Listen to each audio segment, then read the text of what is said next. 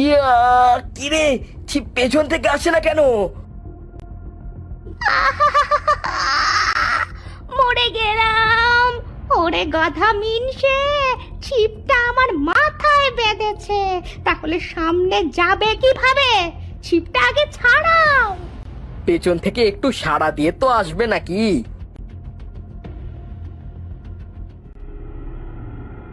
ছিপ ছাড়ানো শেষে মনে করেছিলাম ছিপ সহ তোমাকেই নদীতে ধাক্কা দেব। ছিপে দেখো তো কতগুলা চুল ছিঁড়ে গেল। দাও, আমাকে ছিপটা দাও, আমি নদীতে ফেলে দিব। দাঁড়াও বউ, আর মাত্র দুবার ছিপ ফেলবো। যদি মাছ না ওঠে তারপর ছিপটা ফেলে দিও। আচ্ছা বাবা, মনে রাখবে কিন্তু, শুধু দুবার। বউ, মনে হচ্ছে ছিপে মাছ বেঁধেছে, টান দিব? হ্যাঁ দাও।